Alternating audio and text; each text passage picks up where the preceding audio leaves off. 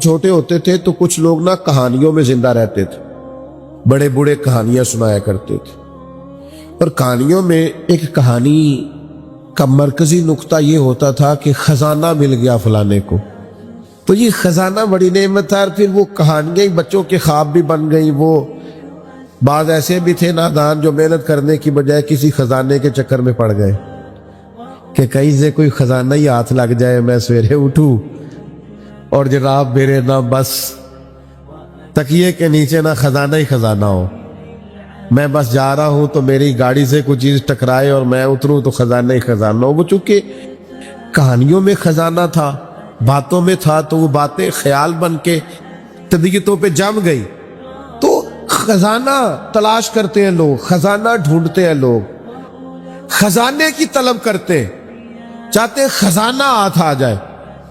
اور خزانے کی جو عرف عام میں تشریح ہے وہ یہ ہے کہ اب خزانہ ہاتھ آ گیا، اب بھائی ختم ہو گئی بات، اب کوئی ضرورت ہی نہیں بچی۔ اور لوگ بطور تنقید بھی ایک بات کرتے، پتہ نہیں اس کے ہاتھ کون سا خزانہ آ گیا ہے۔ تو خزانہ یہ ہے کہ اب ختم ہو گئی، اب یہ سب سے امیر شخص ہے، تو بھائی خزانہ ہی نہ بتا دے آج آپ کو خزانہ کیا ہے۔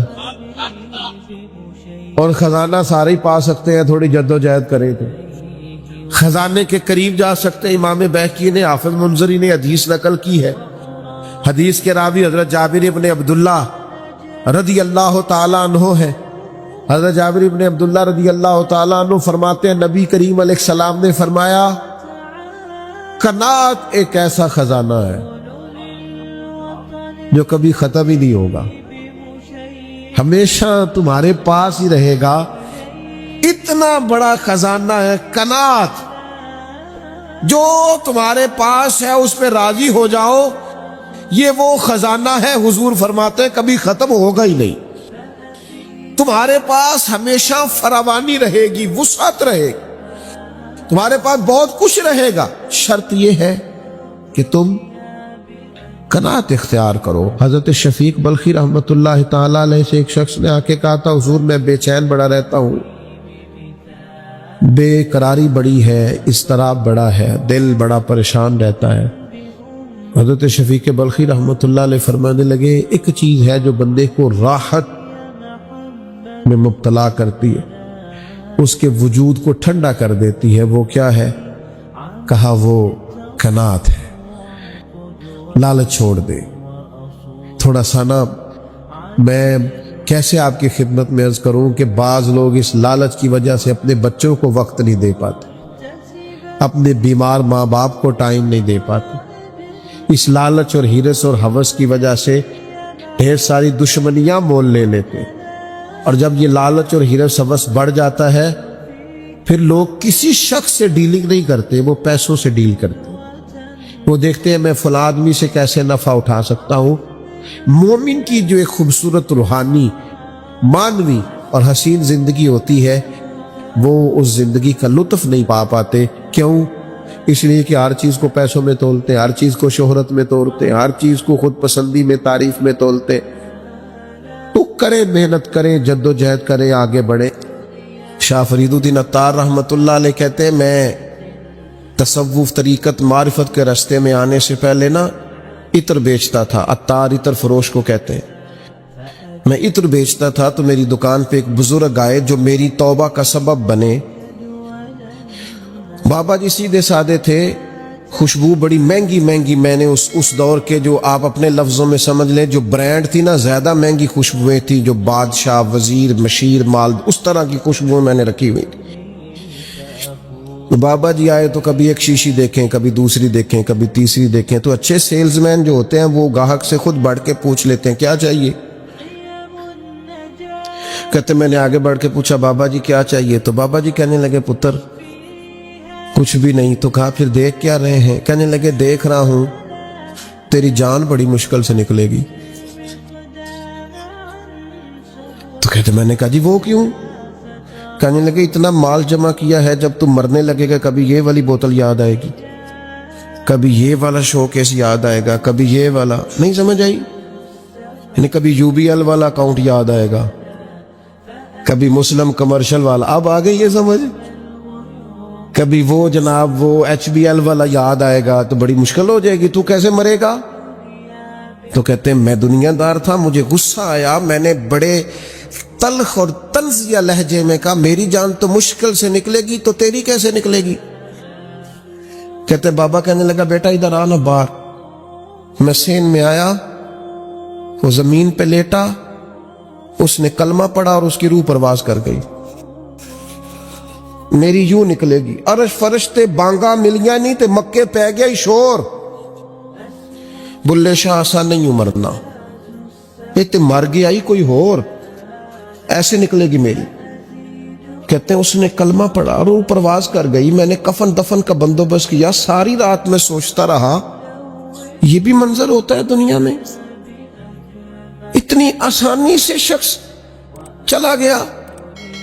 فرماتے ہیں بس پھر میں نے بھی صبح خیرات کی، کاروبار کو اتنا کیا جتنی مجھے ضرورت ہے، اور پھر میں نے بھی اپنا زیادہ وقت اپنے رب کی رضا کے لیے گزارنا شروع کیا۔ عزیز دوستو، دنیاوی مال و متاع کا پیار خوف پیدا کرتا ہے، خوف۔ اور میں آپ سے عرض کروں ریاکار بھی بزدل ہوتے ہیں، وہ بھی موت سے ڈرتے ہیں، جو کچھ کیا دکھلاوے کے لیے کیا، اخلاص ہے ہی نہیں۔ مخلص بندہ کبھی موت سے ڈرتا، چھپا چھپا کے نیکیاں کی ہیں، چھپا چھپا کے قرآن پڑھا ہے، چھپا چھپا کے تلاوتیں کی ہیں، چھپا چھپا کے درود پڑھا ہے، کونوں میں بیٹھ بیٹھ کے نعتیں سن کے حضور کی یاد میں رویا ہے۔ اس نے کسی کی مدد کی ہے تو اس نے بڑی چھپا چھپا کے کی ہے، نیکیاں مخلصانہ ہے۔ اس لیے یہ بندہ موت سے نہیں ڈرتا، یہ بہادر ہوتا ہے، طاقتور ہوتا ہے، اس کے مزاج کے اندر کمزوری نہیں ہوتی، اسے پتہ ہوتا ہے کہ میں نے یہاں کے لیے جمع نہیں کیا، میں نے تو وہاں کے لیے جمع کیا ہوا ہے، لہٰذا یہ دوڑتا ہے، یہ ڈرتا نہیں۔ اور پھر زیادہ لوگ وہ ڈرتے ہیں موت سے جو موت سے نہیں ڈرتے، اپنے اعمال سے ڈرتے ہیں۔ انہیں پتہ ہوتا ہے دنیا میں تو گناہ چھپے ہوئے ہیں، مر گئے تو کھل جائیں گے، وہ ڈرتے ہیں۔ جن لوگوں نے اپنے کردار کو باعظمت نہیں کیا ہوتا، باوقار نہیں کیا ہوتا، کردار میں خوبصورتی اور حسن نہیں پیدا کیا ہوتا، وہ لوگ ڈرتے ہیں موت سے۔ اور جنہوں نے کردار پر توجہ دی ہوتی ہے، عمل میں خوبصورتی ہوتی ہے، ان کو تو پتہ ہوتا ہے کہ ہم نے اپنی زندگی یہاں کے لیے گزاری نہیں، گزاری وہاں کے لیے، اس دیس کے ہمراہی ہے۔ تو یہ لوگ موت سے ڈرتے۔ اب میں آپ سے عرض کروں موت سے پیار بھلا کون کرتا ہے؟ کچھ لوگوں کو موت سے محبت بھی ہو جاتی ہے۔ ایک تو وہ شخص موت سے پیار کرتا ہے جس کا آخرت پر کامل یقین ہو، جسے یقین ہونا مرنے کے بعد نعمتیں ملیں گی، کرم ملے گا۔ نبی پاک صلی اللہ تعالی علیہ وسلم نے بدر کے دن فرمایا دوڑو بھائی اس جنت کی طرف جس کی چوڑائی زمین آسمان کے برابر ہے۔ تو حضرت عمیر رضی اللہ تعالیٰ عنہ انصاری صحابی تھے، فرمانے لگے حضور جنت زمین آسمان کے برابر چوڑی ہے۔ قرآن مجید نے کہا نا اللہ کی بخشش اور جنت کی طرف دوڑو، جنت زمین آسمان جتنی چوڑی ہے، اور صرف چوڑائی بتائی ہے، لمبائی نہیں بتائی۔ فرمایا تم نے جو چیز سب سے زیادہ دیکھی ہے وہ زمین آسمان ہے، اتنی جنت صرف چوڑی ہے، اور کسی بھی چیز کی چوڑائی زیادہ نہیں ہوتی، لمبائی زیادہ ہوتی ہے۔ حضور فرمانے لگے اس جنت کی طرف دوڑو۔ تو حضرت عمیر انصاری رضی اللہ تعالیٰ عنہ عرض کرنے لگے حضور جنت زمین آسمان کے برابر چوڑی ہے؟ حضور نے فرمایا ہاں۔ تو حضرت عمیر کہنے لگے واہ واہ واہ واہ واہ، یقین کامل تھا نا کہ جنت ملے گی، آخرت کی نعمتوں پر واہ واہ اتنی چوڑی۔ تو حضور فرمانے لگے واہ واہ کیوں کر رہے ہو؟ عرض کرنے لگے حضور اللہ کی رحمت دیکھ کے واہ واہ کر رہا ہوں۔ پھر کھجوریں کھا رہے تھے، جھولی میں کھجوریں تھی، پھر 2 منٹ لگے کھجوریں چھوڑ دی، کہنے لگے یار دیر کیوں کرنی ہے، یہاں بیٹھ کے کیوں کھائیں، جنت میں جا کے کھائیں گے۔ فوراً میدان کارزار میں اترے، تھوڑی دیر جنگ ہوئی، اللہ تعالیٰ نے شہادت عطا فرما دی۔ آخرت پر یقین ہو تو پھر بندے کو نا پیار ہو جاتا ہے۔ اور حضور نے فرمایا موت تو مومن کے لیے تحفہ ہے، پھر تو یہ تحفہ اسے نصیب ہو جاتا ہے۔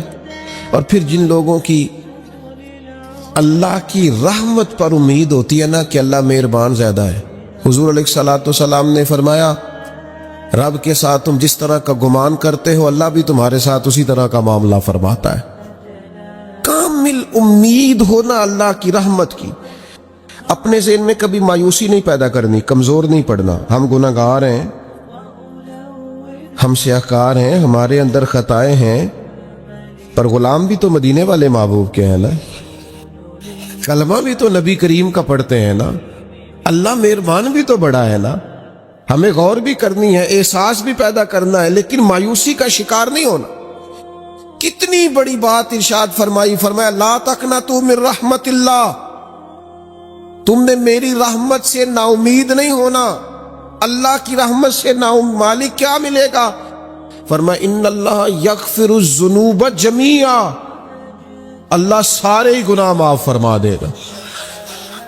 تو جن لوگوں کو اللہ کی رحمت پر نبی کریم علیہ السلام تشریف فرما ہے، امام غزالی نے لکھا ایک بدو آ گیا، دیہاتی سادہ آدمی، سادے بندے بھی سادے ہوتے ہیں، ان کا بھی اپنا طرز زندگی ہوتا ہے۔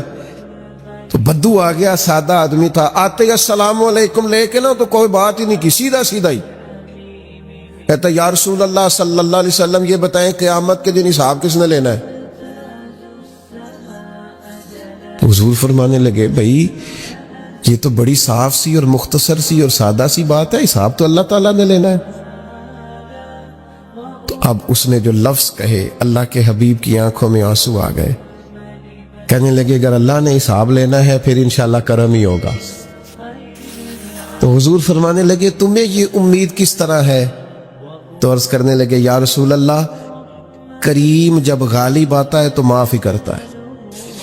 جب کریم کا غلبہ ہوتا ہے نا، کریم بندہ جب کسی پہ قبضہ کر لے تو پھر معاف کرتا ہے، تو اللہ تو سب سے بڑا مہربان ہے۔ وہ بات کی اور اگلا جملہ ہی کوئی نہیں کہا، وہ چلے گئے۔ تو حضور علیہ السلام نے اب اس بات پر رزلٹ دیا، فرمانے لگے کریم محبوب بندہ سادہ تھا، بات بہت بڑی کر گیا ہے، بڑی بات کر گیا، سادہ آدمی تھا۔ میرے عزیز، اللہ کی رحمت پر جن لوگوں کو امید ہو انہیں موت سے ڈر، اور پھر جن کو محبوب کی ملاقات کا شوق ہو نا، ہم نے جان دے دی وعدہ دیدار پر، ہم سے وعدہ کیا گیا تھا کہ تم مرو گے نا تو تمہیں دیدار ملے گا، تو ہم نے جان ہی دے دی وعدہ دیدار پر، جان ہی دے دی وعدہ دیدار پر۔ اور پھر فرماتے ہیں نقد اپنا دام ہو ہی جائے گا، فرماتے ہیں ہم نے جان دی ہے اس وعدے پر کہ وہ ملے گا، تو امید ہے کہ یہ سودا ادھار نہیں۔ جیسے ہی قبر میں جائیں گے سامنے حضور کی زیارت نصیب ہو جائے، اس لیے لحد میں بھی عشق رخ شاہ کا داغ لے کے چلے، اندھیری رات سنی تھی سو چراغ لے کے چلے۔ یہ حدیث آپ نے بھولنی نہیں، یہ تنہائیوں میں یاد رکھنے کی روایت ہے، یہ تنہائیوں میں پڑھنے کی روایت ہے۔ یہ اپنے ذوق کو تازہ، جو لوگ کہتے ہیں نا وجد سرور کیف میں جانا چاہتا ہوں، وہ مشکاۃ شریف کی اس حدیث کو دیکھے۔ اللہ کے حبیب علیہ السلام نے فرمایا لوگوں میں تمہیں بتاؤں قیامت کے دن اللہ تعالیٰ بندوں سے پہلا سوال کیا فرمائیں گے اور بندے اس کا جواب کیا دیں گے؟ یا رسول اللہ کرم فرمائیے، بتائیے۔ تو کریم فرمانے لگے اللہ تعالیٰ قیامت کے دن بندوں سے سب سے پہلا سوال، اگرچہ بعض اور احادیث میں اور سوالات بھی آئے ہیں قیامت میں جو سب سے پہلے ہوں گے، لیکن اس حدیث میں یہ والا سوال حضور نے بیان فرمایا۔ حضور فرمانے لگے اللہ قیامت کے دن اپنے بندوں سے سب سے پہلا سوال یہ فرمائے گا کیا تم میری ملاقات کو پسند کرتے تھے؟ اوئے ہوئے ہوئے، کیا تمہارا ملنے کو جی چاہتا تھا؟ کبھی اے حقیقت منتظر نظر آ نہ لباس مجاز۔ اقبال کہتے ہیں تیرے کرم اتنے ہیں دل کرتا ہے تجھے دیکھیں، کبھی کبھی اے حقیقت منتظر نظر آ نہ لباس مجاز میں۔ लाखों सजदे तड़प रहे हैं मेरी जबीने नियाज में, तुम्हारा दिल करता था मुझसे मिलने को। हुजूर फरमाते बंदे अर्ज करेंगे मालिक बड़ा दिल करता था। तो फिर अल्लाह फरमाएंगे ये गुफ्तगू की मानवियत तो देखो यार, इसका हुस्न तो देखो। अल्लाह फिर पूछेंगे क्यों दिल करता था तुम्हारा? दिल करता था तो क्यों करता था? अर्ज करेंगे मालिक इसलिए कि हमें उम्मीद थी कि तू माफ भी कर देगा, रहमत भी फरमाएगा। इस माफी की उम्मीद पर दिल करता था तू मिले। तो हुजूर फरमाते हैं फिर रब फरमाएगा मुझ पर वाजिब है, मैंने अपने करम से वाजिब कर लिया है कि आज तुम्हें जन्नत अता करूंगा। ये जो मुलाकात है ना, मुलाकात कि वो मिलेंगे, उनसे मुलाकात हो। उम्र बीत गई ना नाम जपते, उम्र बीत गई ना तज़किरा करते। हमसे भी लोग पूछते हैं क्या कमाई की, क्या जिंदगी में हासिल किया, तो हम कहते हैं शर्क से गरब तक, मुल्क के कोने से लेकर दूसरे कोने तक मदीने वाले की बात की है, हुजूर का जिक्र किया है। नबी पाक के और मैं अपनी हयाती तो कुर्बान थी वहां, सारी मोहम्मद मोहम्मद पकींदे गुजर गई सारी। ये एजाज है, ये करम है। अब क्या होता है गुनाहगार लोग इतना बड़ा दावा तो नहीं कर सकते, लेकिन दिल तो चाहता है ना कि चलो जिसका नाम लिया है उसकी कभी ज़ियारत भी हो, कभी मुलाकात भी हो, कभी नजर करम भी हो। किसी ने अपने महबूब से कहा था कि जरा एक नजर मुझ पे भी कीजिए, तो करीब बैठे एक शख्स ने कहा यार तूने बड़ा दावा किया है, जो महबूब होते हैं उनको तकलीफ नहीं दी जाती, तू कहता है पूरा चेहरा ही तेरी तरफ फेरे। तो फिर उसने उस दरवेश से पूछा कि मैं भला फिर क्या करूं, मेरा दिल तो मेरा भी करता है ना। चलो ये तो आपकी बात ठीक है कि अब मैं महबूब से कहूं कि इतनी तकलीफ करे कि मेरी तरफ पूरा रुख फेरे, तो ठीक नहीं। तो फिर बताएं मैं क्या करूं?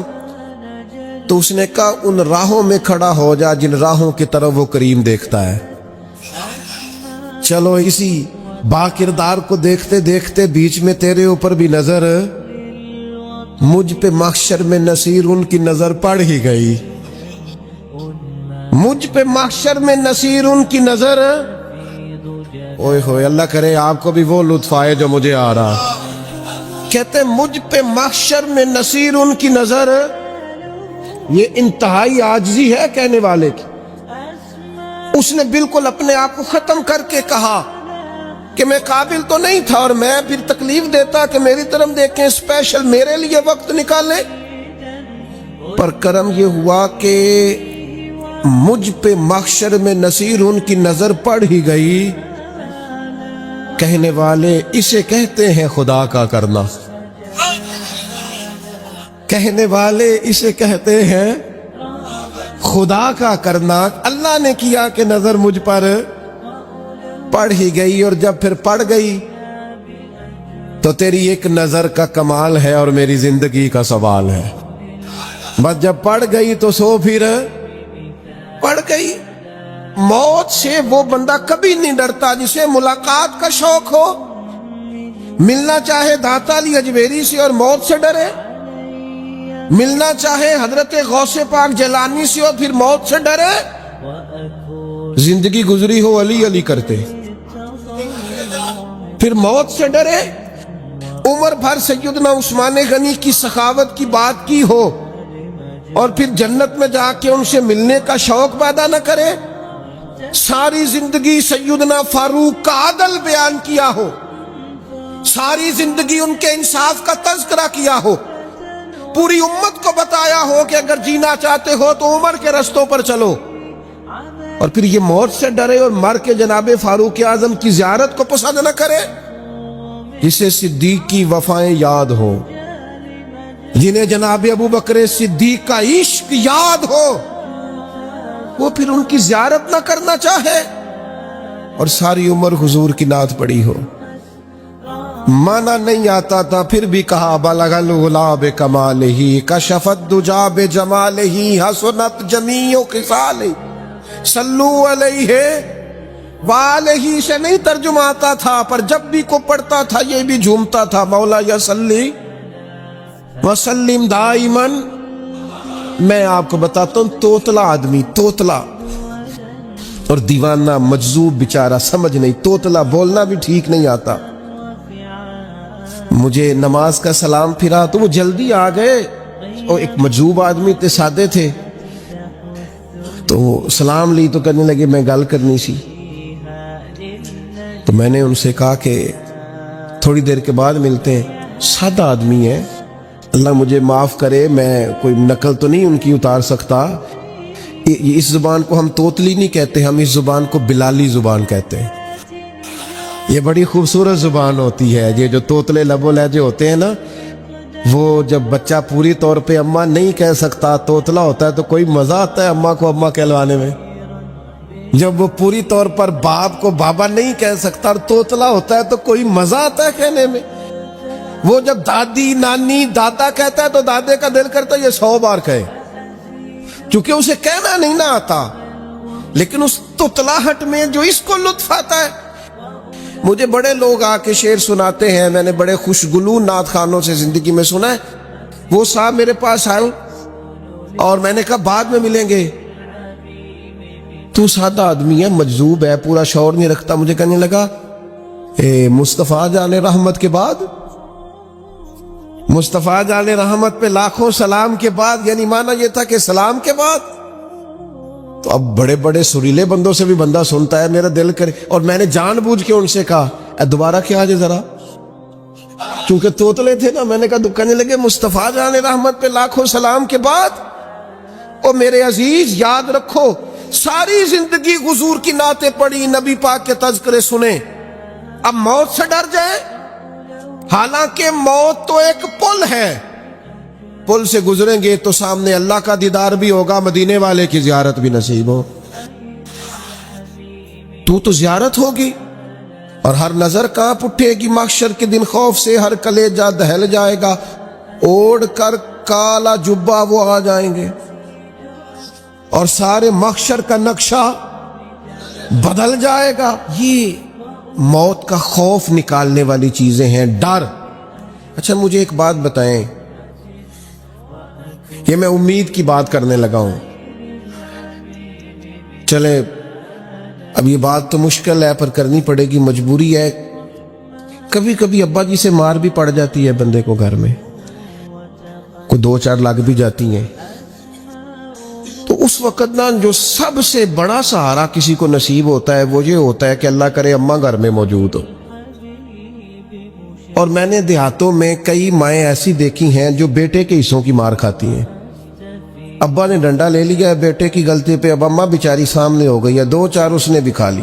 یہ بات آپ سمجھیں، موت کا خوف نکالنے کے مفہوم میں بات عرض کر رہا ہوں۔ اماں موجود ہونا گھر میں تو ابا سختی بھی کرنے لگے تو کسی وقت احساس ہوتا ہے کہ جناب یہ سختی نہیں ہوگی، کیونکہ میری اماں، اور اماں پوری وکیل بن جاتی ہے، کہنی تو نہیں پتا، وہ ہو گئی غلطی، وہ فلانے دے منڈے نے خراب کیتا ہے، حالانکہ ہو سکتا ہے اس نے اس کو بھی خراب کیا ہو، لیکن وہ اماں وکیل ہے، وہ وکالت کر رہی ہے اور وہ بے لوث کر رہی ہے۔ ہوتا ہے ایسے، اس بات کو سمجھ لیں اچھے طور پر، موت کا خوف نہیں، ڈر نہیں، اس لیے کہ گھر میں ماں موجود ہو تو باپ کا ڈر نہیں ہوتا۔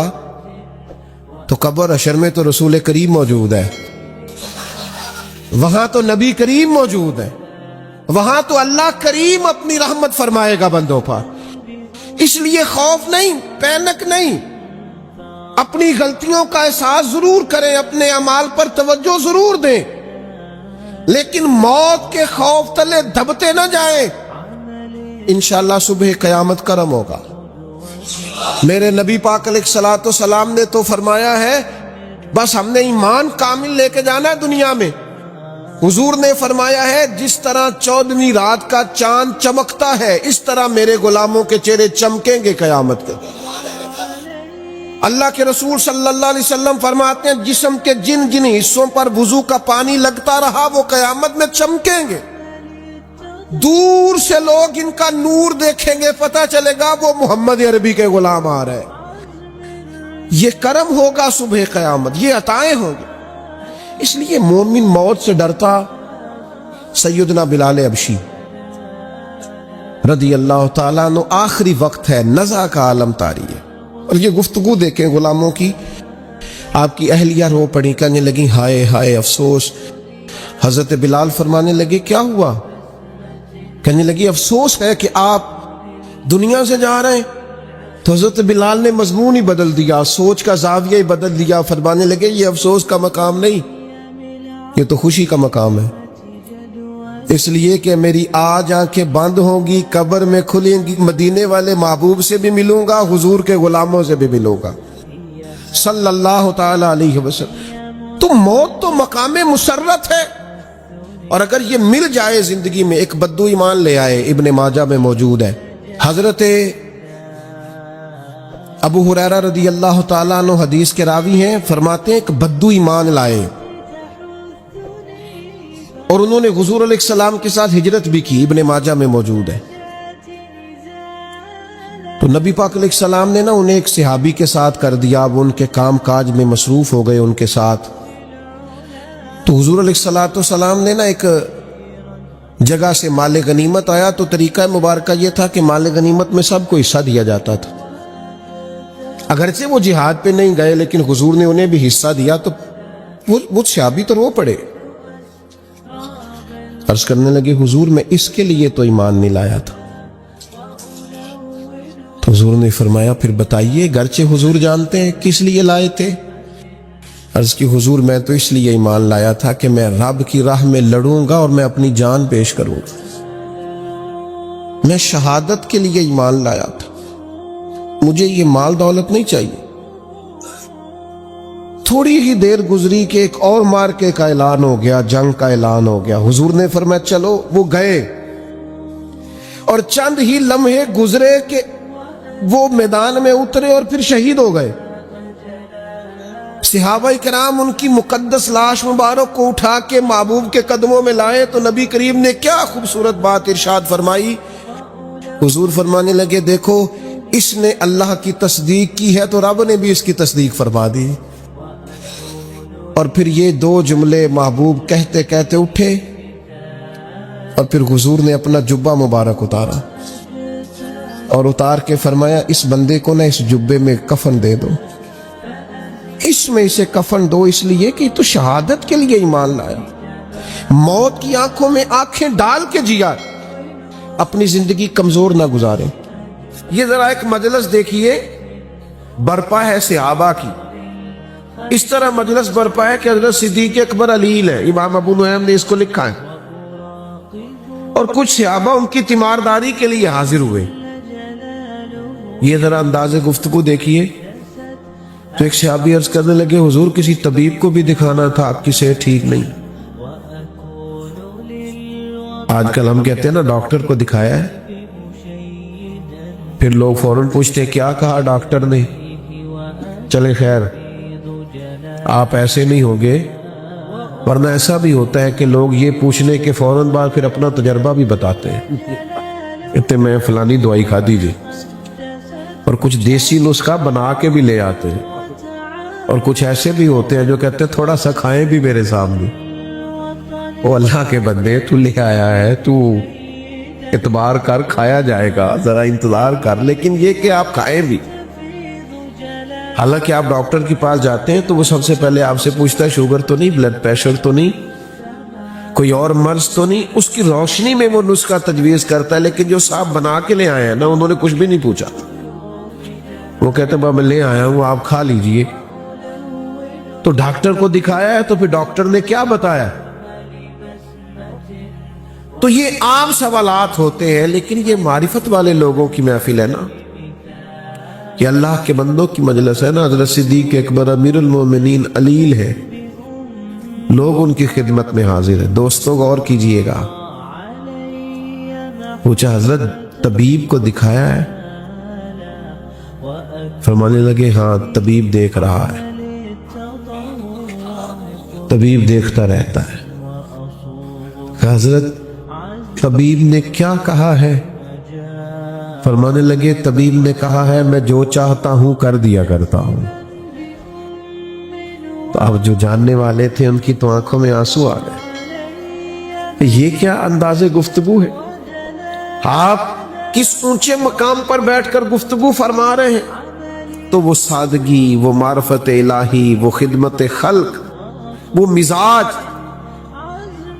اس دنیا کو خلفائے راشدین نے دیا۔ پھر باری حضرت عمر کی آئی۔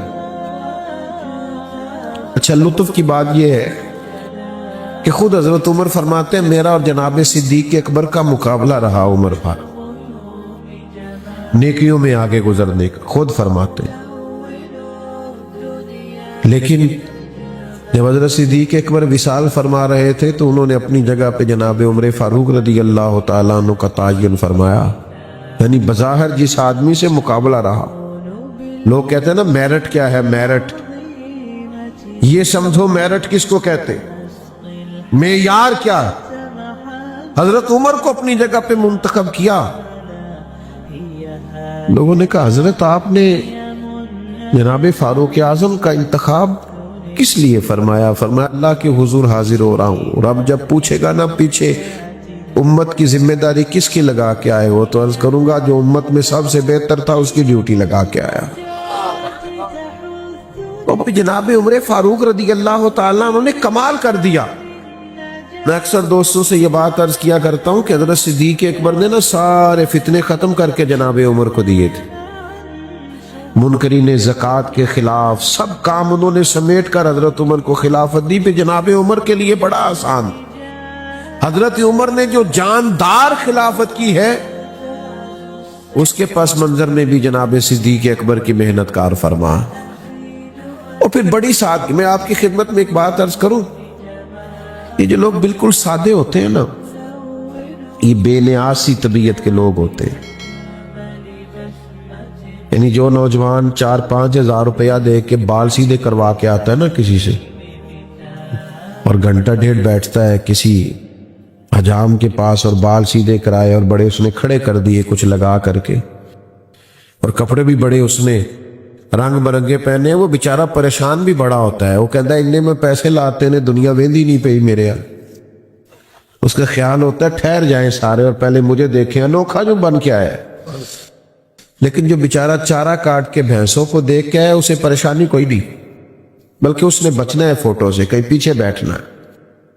سادے لوگ جو ہوتے ہیں نا، اسی کسی دے کچھ بھی نہیں لگتے نہ کوئی ساڈا دردی، ان کو غرض نہیں ہوتی چیزوں سے۔